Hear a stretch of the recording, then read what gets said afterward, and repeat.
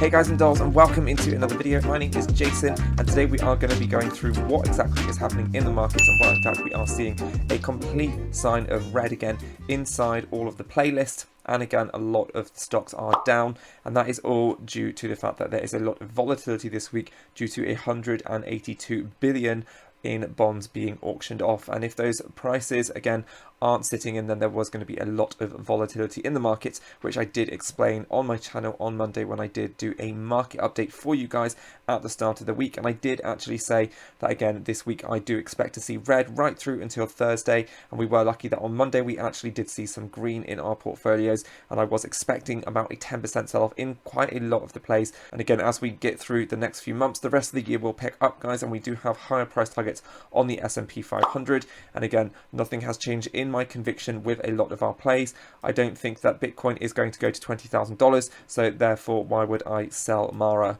And it is at $34 today. I would be buying the dip because I believe that in the long term Bitcoin is going to be worth more, and that way my Mara and my Riot plays will actually all be up in the green as the year does start to pick up. So again, these dips that we are seeing in a lot of the stocks right now, especially like our Mara, where we are having these gigantic sell-offs, you can see that we are actually almost touching that 30 on the RSI. And if I go over to our Riot, ticker symbol RIOT, you can also see again that we are sitting down on the RSI at near oversold levels, and we are quite fastly approaching that 200 SMA.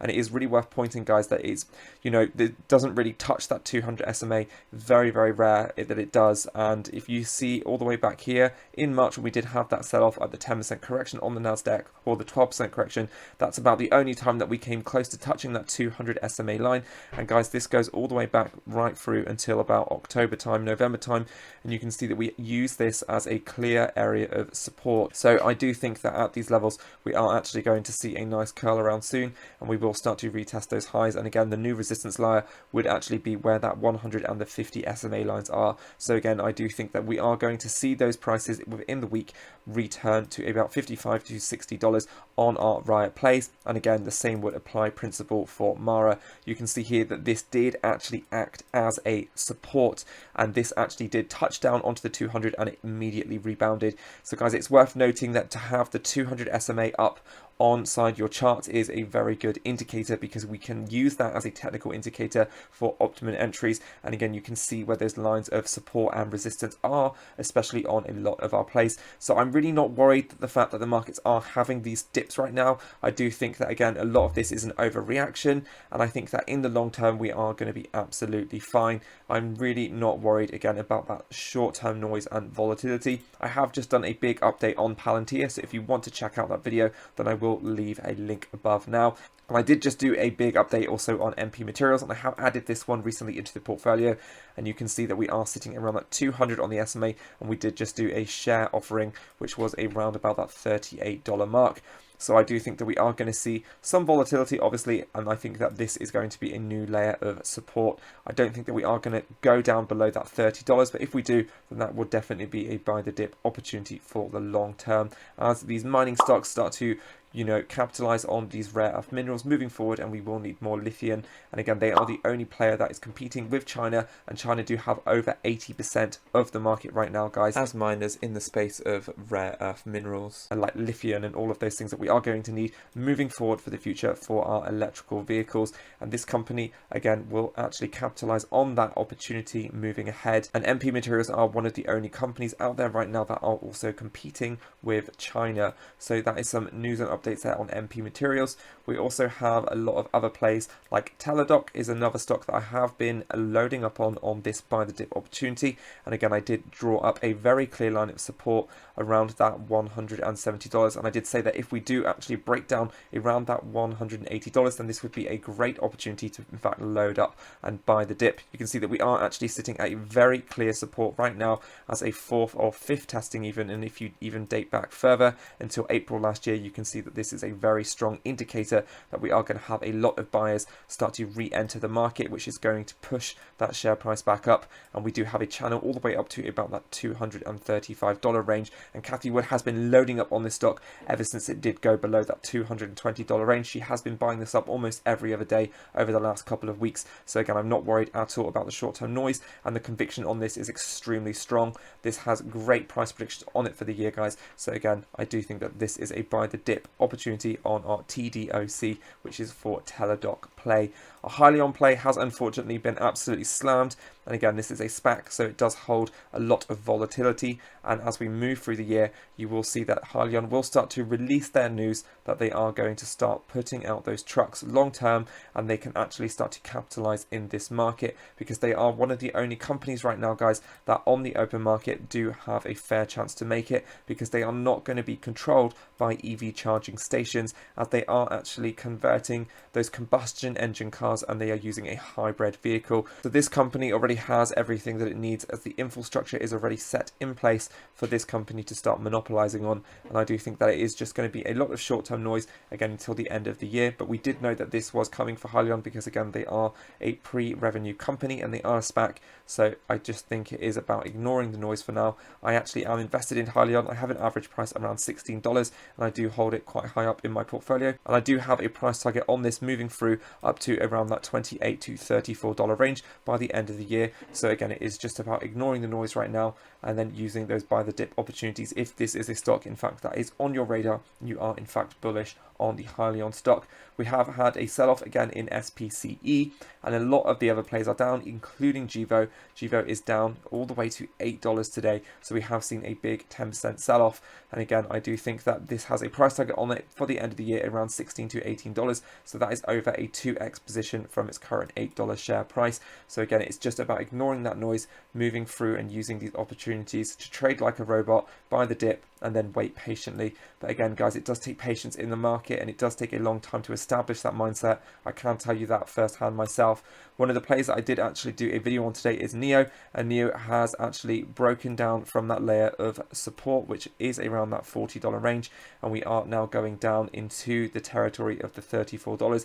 If we do actually make it to $35, then this will actually be the start of a W pattern, which would actually lead me to believe that we are going to retest those highs of $60. So again, that is just a little bit of a technical analysis there, and you can see that we are at oversold levels on the RSI, and we are in bear territory because we are below the 50 on the RSI, and we are below the 200, the 100 and the 50 SMA.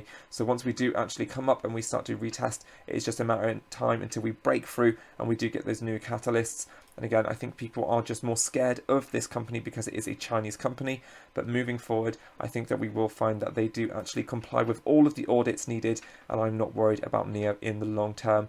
Again, it's just about using those opportunities when the stock is being volatile to your advantage. And if you do that, guys, and be patient, then it will pay off. GNOG, which is another one of our plays, which is Golden Nugget Online Gaming, has seen a big sell-off. I think right now the valuation of this is extremely cheap, and this could be a great stock, probably one of the best stocks to talk about right now on my channel, because the opportunity right now is absolutely immense for this to go back up in about a week's time, and you could see those highs again in a week or two of about $18 to $20.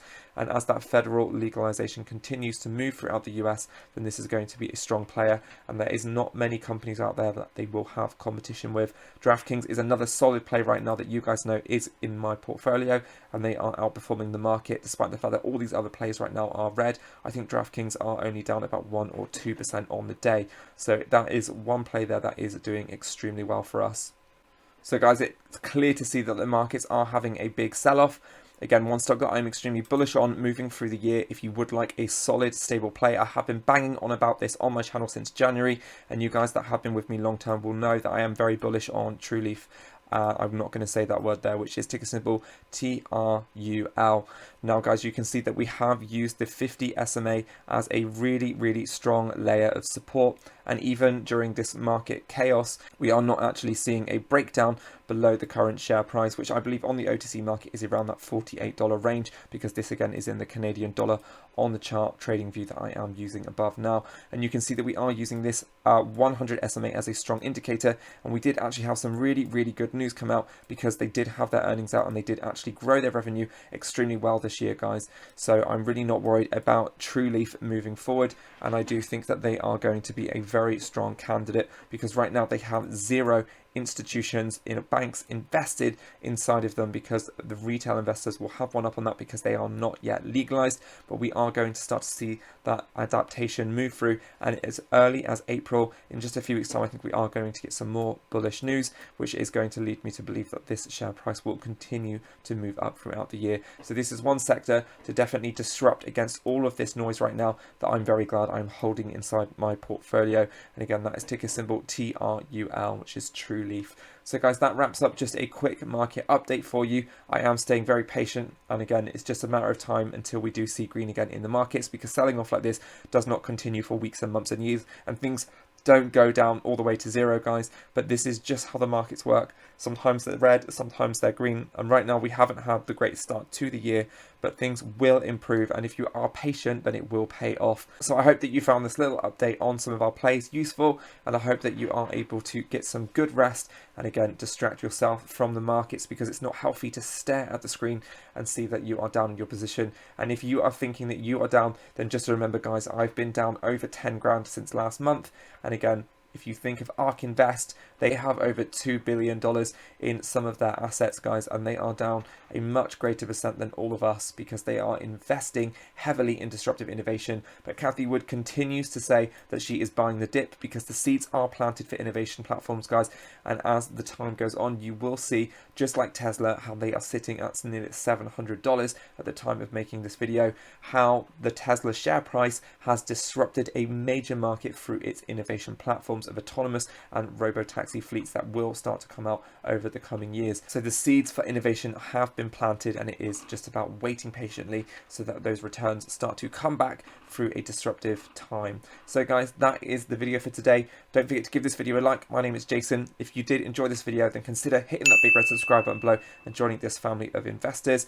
I am with you guys all the way right to the end, and I'll be in this for the long term. So don't worry, get some good rest, have your cup of tea, and I'll see you guys in my next video. Ciao!